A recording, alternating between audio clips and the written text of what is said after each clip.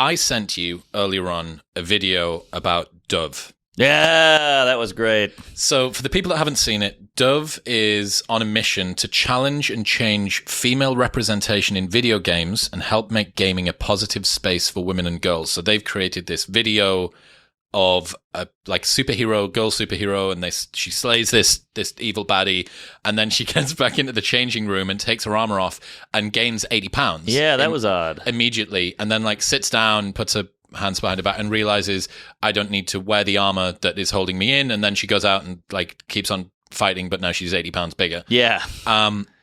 Female characters in games do not accurately represent the diverse gamers of the world and are often heavily sexualized and created within narrow, unrealistic beauty standards. 74% of girls feel unrepresented in video games. I'm looking forward to the Call of Duty Lizzo skin dropping. I want to unlock Lizzo.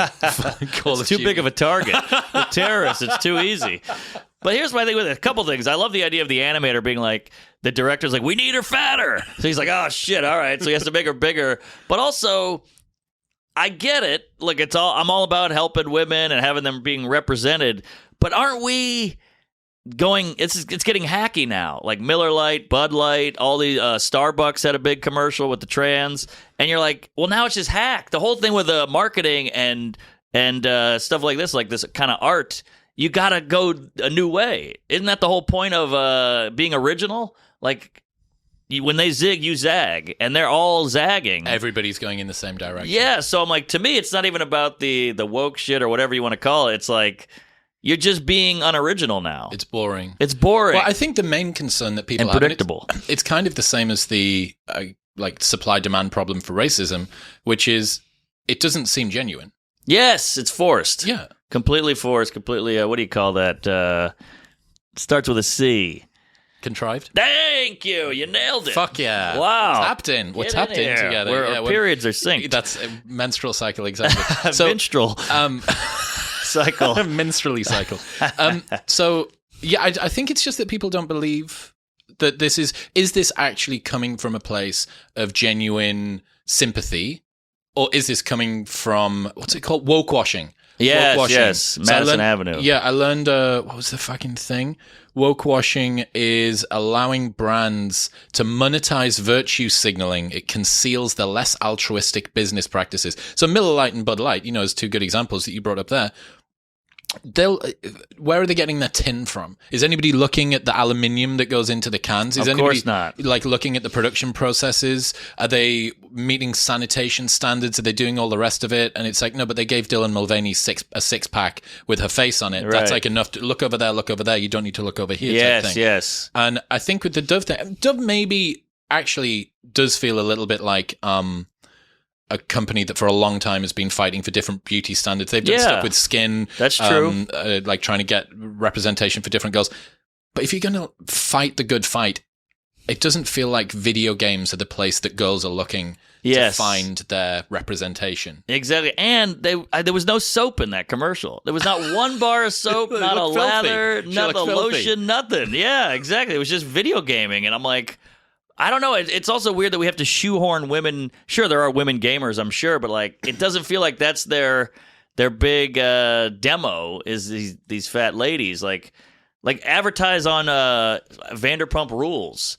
Like every lady I know, my wife included, has like 6 girls over. They're all watching it. I walk in, they're like, shh, Vanderpump. Selling Sunset or some other bullshit like that. Yeah, where's the bigger girl on Selling Sunset? Exactly. But she's not there, which is also probably why it's doing well. It goes back to the Barbie. It's like Barbie's unrealistic. And I'm like, yeah, but who wants a realistic toy?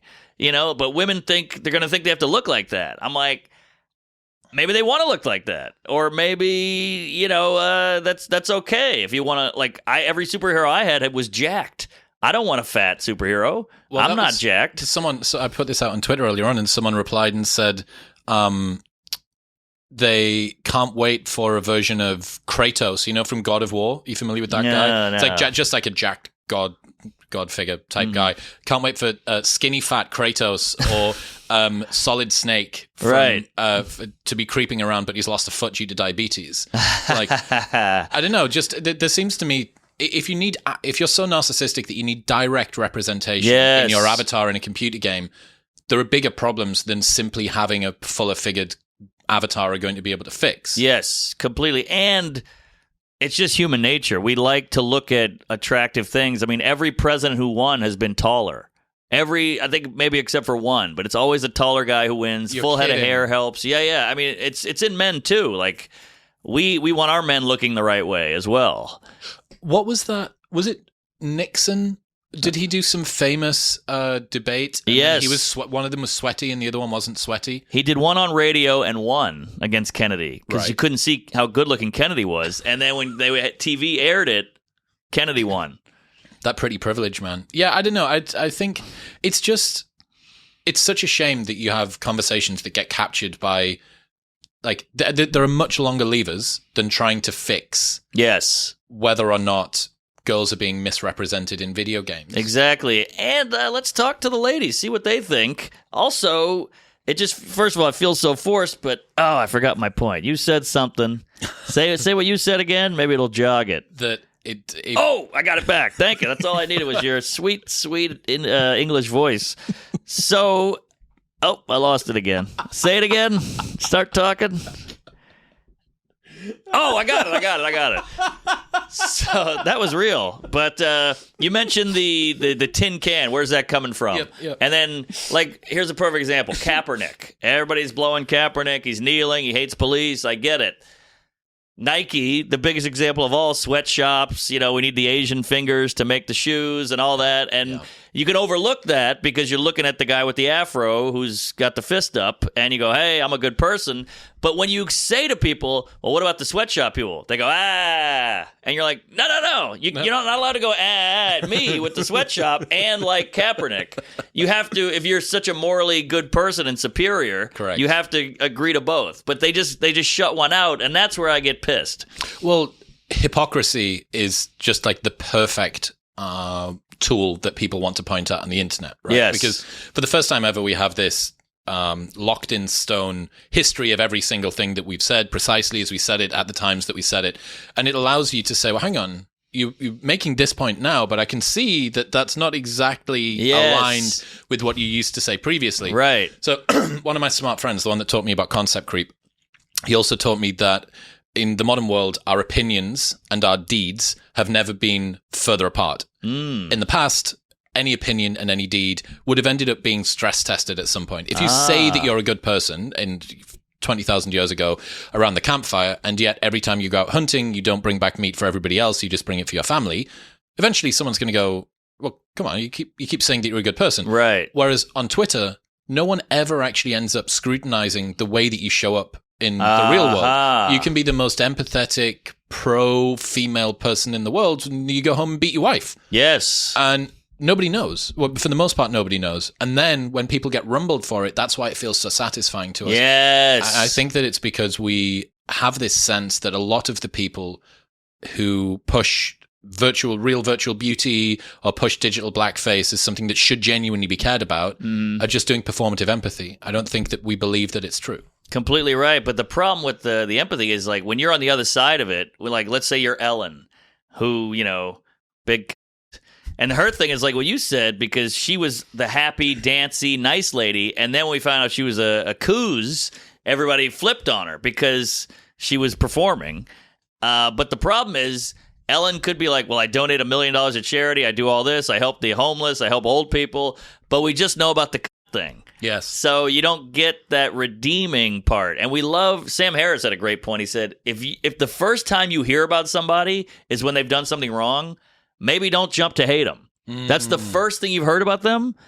What about all the other good shit they did? But we don't care about that. We just go, Michael J. Fox said fag in 88.